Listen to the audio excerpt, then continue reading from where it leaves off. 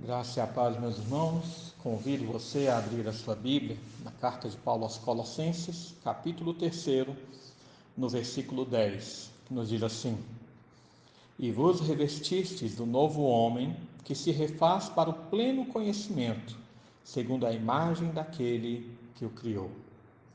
Alguns grupos evangélicos que trabalham com pessoas em situação de rua perceberam que o simples fornecimento de alimento não resolvia o problema dessas pessoas.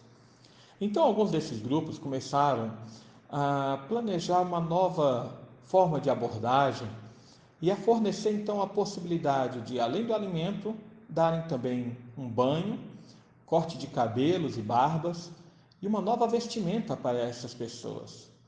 Perceberam que essa ação mais completa produz uma restauração da dignidade do ânimo dessas pessoas. E assim viram muitas dessas pessoas começarem uma nova vida. Irmãos, a salvação em Cristo não nos dá apenas um novo alimento espiritual, ela promove em nós uma mudança completa no nosso viver.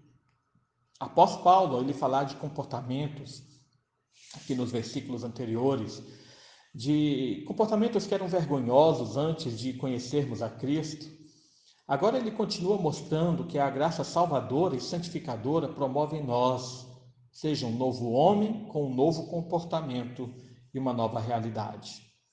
Quando Paulo, ele nesse momento, coloca a imagem de alguém que troca de roupas, esse despir do velho homem e revestir do novo, a sua intenção é a mesma que ele propôs anteriormente ao falar da nossa morte para o mundo e a ressurreição para a nova realidade celestial, como ele mencionou no capítulo 2, versículo 20 e capítulo 3, versículo 1.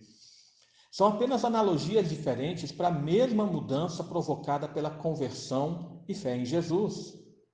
O fato é que, quando participávamos da mentalidade do mundo, o pecado era agradável e satisfatório. Nossos desejos e ambições focalizavam as coisas dessa realidade. Mas quando fomos alcançados por Cristo, nossos olhos começaram a vislumbrar alvos muito mais gloriosos. As vendas dos nossos olhos foram tiradas. As coisas desse mundo se mostraram como realmente são, putrefatas, nojentas e odiosas. E assim começamos a desejar as coisas do céu, que são santas e deslumbrantes. Portanto, ao falar que os crentes se revestem do novo homem, Paulo está se referindo à regeneração, à nova vida, ao novo nascimento, que Jesus falou lá a Nicodemos em João capítulo 3. Na Bíblia, a analogia das vestes aponta muito para a questão da santificação. Nesse sentido, como Paulo usa aqui um verbo no reflexivo, ele está falando dessas atitudes que nós devemos tomar para desenvolver o processo da santificação na nossa vida.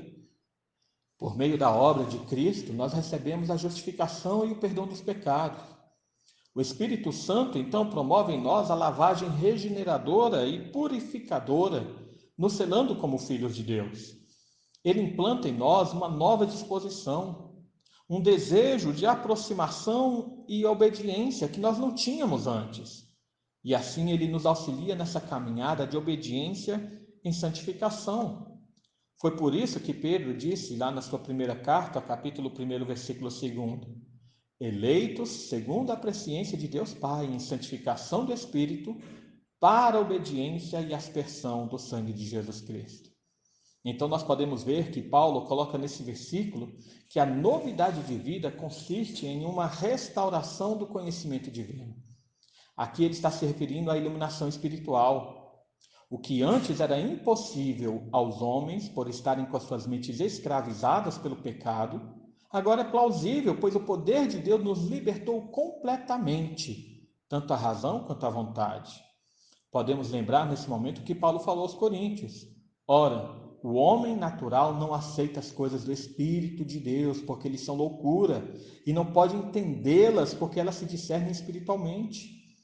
Foi por isso que também aos crentes lá de Roma, ele exortou: e não vos conformeis com este século, mas transformai-vos pela renovação da vossa mente, para que experimenteis qual seja a boa, agradável e perfeita vontade de Deus. Irmãos, a renovação da nossa mente É o processo de nós sermos revestidos com a mente de Cristo, como ele mencionou em 1 Coríntios 2,16. Então, como diz o final do nosso versículo, nós vamos sendo remodelados à imagem daquele que nos criou. Nos fala, novo homem que se refaz para o pleno conhecimento segundo a imagem daquele que o criou. Nós vemos, portanto, irmãos, que a salvação é uma obra de recriação. Aquilo que se perdeu no Éden pelo pecado de Adão é restaurado pela obediência e obra do Senhor Jesus, como Paulo mostra em Romanos 5, de 12 a 21.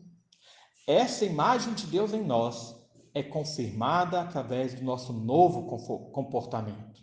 Paulo expressa essa mesma reflexão aos crentes de Éfeso ao dizer, no sentido de que, quanto ao trato passado, vos despojeis do velho homem que se corrompe segundo as concupiscências do engano, e vos renoveis no espírito do vosso entendimento, e vos revistais do novo homem, criado segundo Deus, em justiça e retidão, procedentes da verdade. Irmãos, a vergonha fica para trás, com as suas roupas sujas e enlameadas pelo pecado. Mas aqueles que recebem a salvação, esses são lavados, santificados, justificados, revestidos de novas roupas e novas disposições, tanto na mente quanto na vontade. E assim, louvemos a Deus, que nos transformou e nos salvou. Oremos nesse momento. Pai amado, mais uma vez nos colocamos diante de Ti. Agradecemos, Senhor, por Tua obra em nossa vida, pelo Teu amor demonstrado ali na cruz por nós, no fato de enviar Teu Filho Jesus para que não apenas nos desse nova vida, mas nos desse uma nova realidade.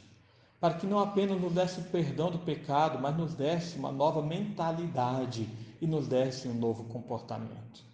Pai, te adoramos porque a Tua obra é maravilhosa, é perfeita, a Tua obra é completa no nosso viver. E assim pedimos, portanto, ó Pai, que venha transformar dia a dia a nossa mente e o nosso coração, para que pensemos e busquemos as coisas lá do alto, onde Cristo vive à Tua direita, e que o nosso coração anseie pela obediência, a obediência da Tua vontade. Abençoa todo o Teu povo, Pai. É isso que nós rogamos, em nome de Jesus. Amém.